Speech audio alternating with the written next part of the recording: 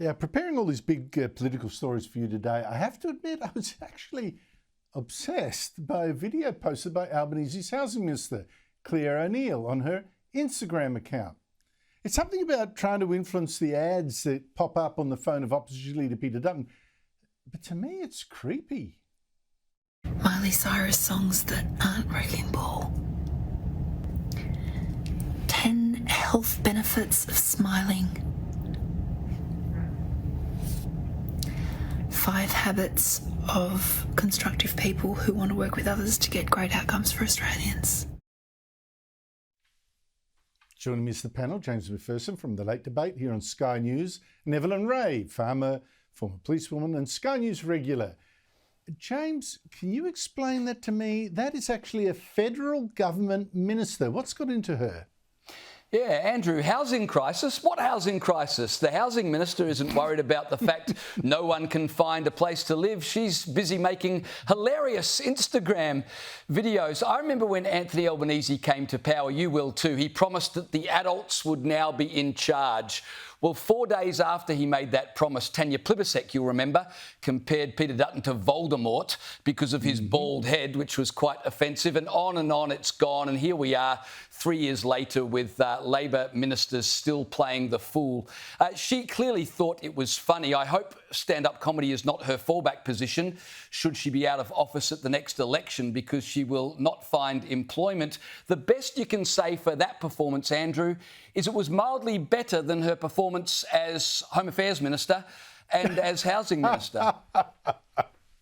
Oh dear, immigration she was in charge of. Didn't that go kaput?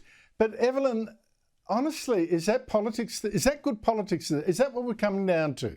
It's not about performance. It's not about policy. It's about videos like that. Look, this is just weird. Like, I think we need to say that word a bit more often, especially with these politicians. Like, it's just weird, okay? It's very uncomfortable to watch.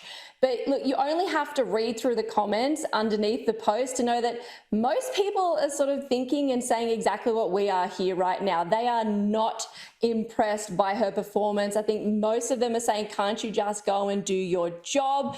But like we said, this is the housing minister. This is not cute.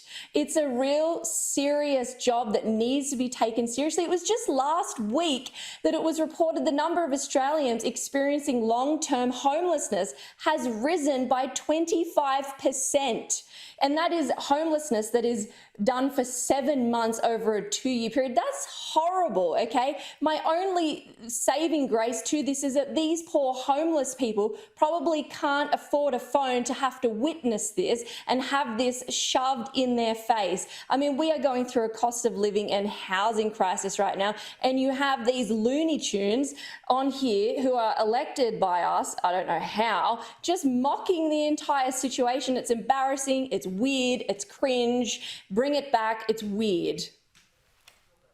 I think she should be obsessing less about trying to put a smile on Peter Dutton's face and try to put a smile on the face of the homeless and the people who can't afford houses. But to the big story today, James, the opposition calling for an inquiry into why the Prime Minister did not know for 9 days that police had found a caravan filled with explosive with a list of Jewish targets. Now, Albanese won't say when he found out, and today the head of the Australian Federal Police helped him in Senate estimates this afternoon by also not saying when Albanese was told, or in fact, as I know, not told.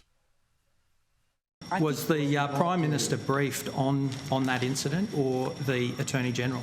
That question relates to an ongoing joint counter-terrorism team investigation, and according to the briefings I've received, that's not the subject or purpose of today's hearing. And also, I am conscious that this is a public hearing and it's not an appropriate forum for us to provide information relating to an ongoing investigation at this time. I think it was in the interest of neither the AFP Commissioner nor Anthony Albanese to admit the AFP never told him and that he never apparently had weights on the AFP to tell him whatever was going on. What do you think's going on here? Andrew, if the AFP protected the Jewish community as well as they protected the Prime Minister, we wouldn't have any problems in this country. I think you're on fire. You're on fire. There's a couple of options here, right? That the most obvious option is that the AFP just never even thought to tell the Prime Minister. And why would they? Remember the firebombing in Melbourne? Peter Dutton declared it a terrorist attack before Albanese. Peter Dutton visited before Albanese.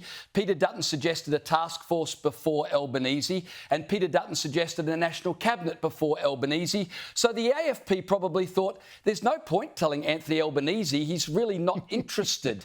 The only time Anthony Albanese has been interested in anti-Semitism was when the AFP suggested there might be foreign actors responsible for this. And Anthony Albanese's eyes lit up because he was interested in that, because that would absolve him from any responsibility for poor social cohesion.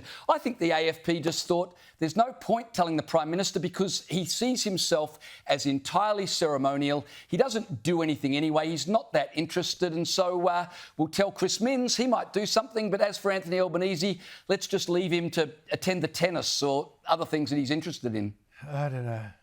Look, it might be harsh, but I'd like to know a better explanation. Evelyn, I want to show you I think this is going to go down as one of the most iconic pictures already of Donald Trump's presidency, signing a presidential order to stop transgender women, athletes born male, from competing against girls and women. Here he is. In Los Angeles in 2028, my administration will not stand by and watch men beat and batter female athletes, and we're just not going to let it happen, and it's going to end, and it's ending right now. How big is this, Evelyn?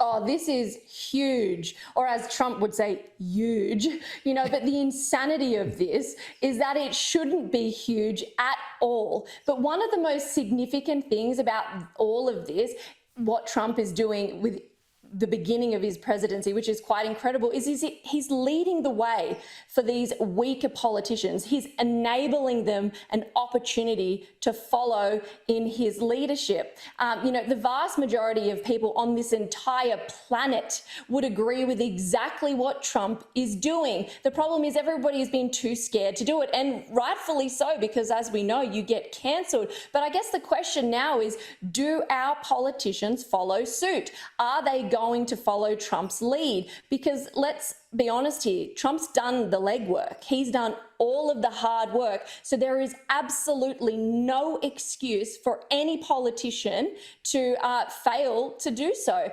Trump has killed woke. He's Evelyn, literally flattened it. So young and yet so naive as well. That goes with the territory. You really think he's set a lead for Albanese to follow? Dream on. But you make a great point. James McPherson, Evelyn Ray, thank you very much to you both.